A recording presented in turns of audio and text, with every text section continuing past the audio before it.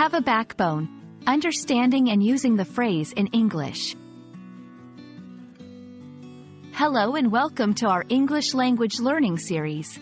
Today, we're going to explore a very interesting phrase, have a backbone.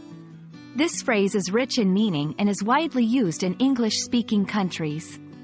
If you're curious about what it means to have a backbone and how you can use this phrase in your daily conversations, you're in the right place. First, let's look at the word backbone itself.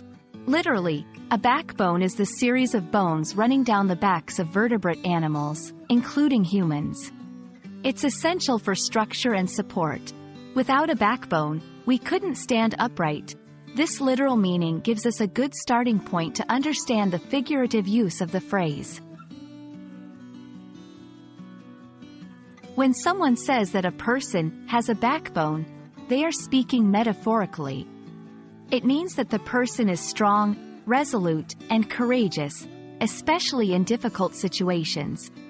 Just like the backbone in our body provides support and strength, having a backbone in a figurative sense means you have the inner strength to stand up for yourself and your beliefs. Let's see how this phrase is used in real-life contexts. 1. In the workplace. Despite pressure from her colleagues to agree with the flawed plan, Maria showed she had a backbone by voicing her concerns. 2. In personal relationships. It takes a lot of backbone to stand up to bullying and defend not just yourself but others as well. 3. In everyday decisions. Choosing to pursue your dream career, even when it's less conventional or secure, shows that you have a backbone. The phrase can also be used in different ways. Show some backbone. This is often used as an encouragement or a challenge, urging someone to be brave or resolute.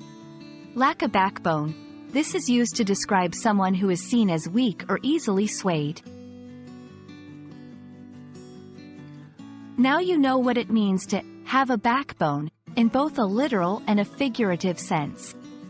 It's all about having the courage, strength, and resolution to stand up for what you believe in. We hope this explanation helps you understand and use this phrase confidently in your English conversations. Thanks for watching, and remember, learning English is not just about grammar and vocabulary, it's also about understanding the culture and the nuances of phrases like these. Happy learning!